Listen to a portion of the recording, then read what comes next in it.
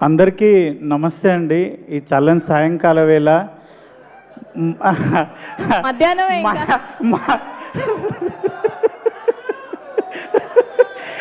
మనందరి సినిమా ఇరుముడి 6 ఏళ్ళ పాప నుంచి 60 ఏళ్ళ ముసలి వరకు ప్రతి ఒక్కరు థియేటర్కి పోయి చూస్తురన్న.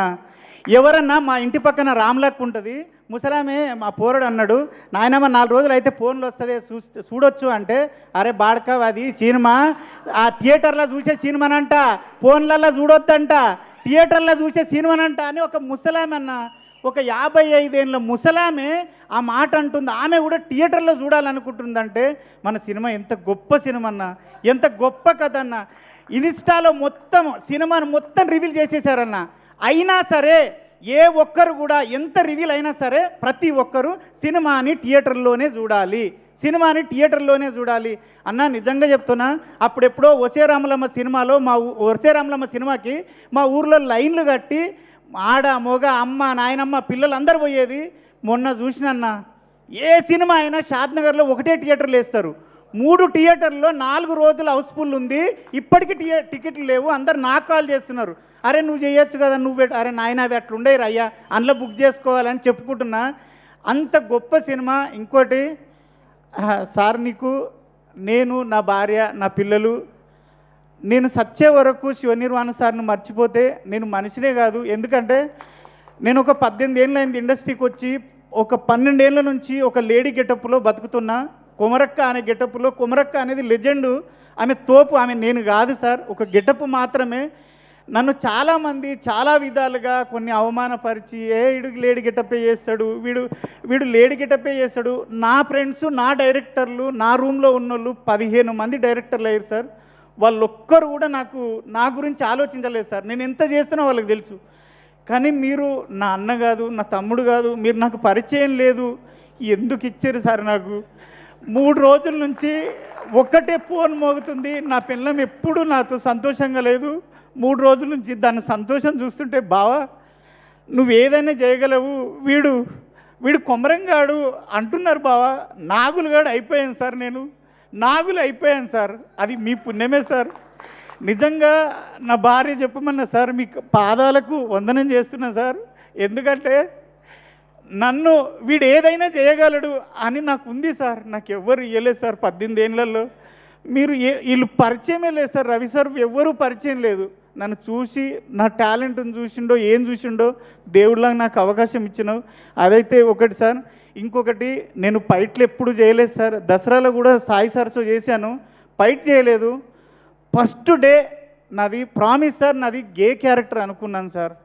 నన్ను ఒక లేడీ గెటప్ వేసేటోని పిలుస్తున్నాడు అంటే ఏదో గే క్యారెక్టర్ ఏదో అనుకున్నాను. కానీ వచ్చే సార్ నాకు రెడ్ షర్ట్ వేసి గెటప్ వేసి నువ్వు రవి సార్ గల్లబట్టి కొట్టాలంటే ప్యాక్ అయినాయి సార్. నా తోటి కాలే సార్, నిజం సార్, నా తోటి కాలే. అప్పుడు ఆడొక బూత్ మాట ఉంటుంది, సార్ అన్నాడు అనరా అన్నాడు. అమ్మ నీ కాలుమొక్త సార్, నేను అనలేను సార్ అన్న. అంటే ఏం కాదు అనరా అన్నాడు. సార్ మీరు వచ్చేటప్పటికే నేను చెమటలతో తడిచిపోయినా సార్. మీరు అనుకున్నారు ఆ స్ప్రే కొట్టారేమో అనుకున్నారు సార్. కానీ అప్పటికే నేను మిమ్మల్ని చూసి తడిచిపోయాను సార్ అప్పటికే. కానీ గల్లబట్టి కొట్టిన ఆ ట్రైలర్లో ఉంటుంది, సినిమా చూసిర్రు, అది సింగిల్ టేక్లో ఓకే అయింది, హ్యాపీ ఫీల్ అయినా. తర్వాత ఫైట్ జరుగుతుంది. నేను 42 సినిమాలు చేశాను సార్. ఏ హీరో కూడా నాకు ఇంత కంఫర్ట్ ఇవ్వలేదు సార్. మీరు ప్రతి దగ్గర ఏం చెప్తున్నారంటే, అరే చూసుకున్నావా ఓకేనా ఫైటు, ఓకేనా ఫైట్. సార్ నేను అంత అద్భుతంగా ఫైట్ చేయడం ఏంటి సార్? ఎన్ని ప్రొడక్షన్ హౌస్ల నుంచి నాకు ఫోన్లు వచ్చినాయి సార్. ఈ 3 డేస్లోనే ఒక 7 ప్రొడక్షన్ హౌస్ల నుంచి నాకు కాల్స్ వచ్చినాయి సార్. ఒరే నువ్వు నాగులుగాడేనా, ఇంత కుమరకంటే మేము నమ్ముతలేం రా నాయన, మతిపోతుందిరా నాయన అని. అదంతా మీరు ఇచ్చిన ఇదే సార్. ఆది కూడా సార్, మీ ఫైటరు ఆదినారాయణ మీ గురించి చెప్పి చాలా సపోర్ట్ చేసిండు. మీకు నిజంగా సార్ ఒక్కటైతే గ్యారంటీ చెప్తా, మన ఇండస్ట్రీలో కాదు ఎక్కడైనా 100 మంది హీరోలు ఉంటే 100 మందికి 100 రకాల ఫ్యాన్స్ ఉంటారు. కానీ ఆ 100 రకాల మంది ఫ్యాన్స్, 100 హీరోల ఫ్యాన్స్ ఒకే ఒక వ్యక్తిని ఇష్టపడే వ్యక్తి మన రవితేజ సార్. ఆయనకు సపరేట్ ఫ్యాన్స్ ఫాలోయింగ్ అంటూ లేదు. అందరు హీరోల ఫ్యాన్స్ కలిసి ఇష్టపడే మనిషి ఆ సారు. అంత మంచి సారు. మీరు ఇక్కడ నైట్లో ఫైట్ జరిగేటప్పుడు కూడా ప్రతిదీ అరే తాకుతుంది చూసుకో, సరేనా, నీకు కంఫర్టేనా అన్నాడు. ఆ ఫైట్లో అయితే కుక్కను కొట్టినట్టు కొట్టిరు సార్. ఆ ఎర్ర రెడ్ షర్ట్ వేసుకున్నాడు శివసారికి చెప్పిన దెబ్బ తాకిందంటే ఎక్కడ వద్దంటాడు అని భయంతో వద్దు, నా లైఫ్లో ఫస్ట్ టైం వచ్చింది నిరూపించుకోవాలని సార్ తాకిందారా కొమరం అంటే లేదు సార్ లేదు సార్ లేదు సార్, ఎక్కడక్కడ వాసిపోతున్నాయి రైట్. ప్రతిరోజు ఆ 4 రోజులు డోలో వేసుకొని పండుకున్నా సార్. మందు అలవాటు లేదు, మందు ఉంటేసి కానీ డోలో వేసుకొని పండుకున్నా కంపల్సరీ. కానీ మీ మంచితనం ఏంటంటే దెబ్బ తాకిన ప్రతిసారి వచ్చి అరే సారీ రా తాకిందా అంటే ఏందాక లేదు సార్ ఏందాక భయము. కానీ నా జీవితంలో మర్చిపోలేని క్యారెక్టరు, నేను బతుకున్నంతకాలం దీనివల్ల నేను బతుకుతా అని భరోసా ఇచ్చిన క్యారెక్టరు మీకు సాయన్నకి. సాయన్న ఎక్కడున్నా గంటలు మీటింగ్ పెట్టి ఒక దగ్గర కూర్చొని మాట్లాడి మంచి చెడులు చెప్పే పెద్ద మనిషి అన్న. Thank you.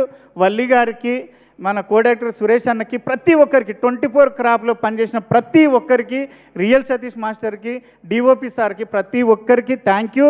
ఆ టీచర్ అమ్మ నీ గురించి మా వదిన మా భార్య అందరు ఏమన్నారంటే తప్పుగా అనుకో సార్, ఉన్నట్టు చెప్తున్నా, అది ఆ టీచర్ అమ్మ మీద రాక్షసి ఉన్నట్టున్నది దాన్ని చంపుండ్రు అన్నారు.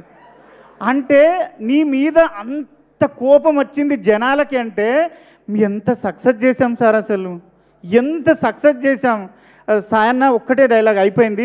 మీరు లాస్ట్లో మీరు రవితేజ్ సార్ తోటి ఒక్కసారి మా భార్యను పాపకి చెప్పొస్తా అంటే సార్ అయిపోయింది ఇంకా లేదు. మీ అందరికీ థ్యాంక్ యూ. ప్రొడ్యూసర్లకి అందరికీ, అనంత శ్రీరామ్ గారికి thank you so much sir. మీ అందరికీ పాదాభివందనం చేస్తాను. మాకు అర్థమైంది మీ ఆనందం అంతా కూడా. కంగ్రాచ్యులేషన్స్ మీకు. ఎస్.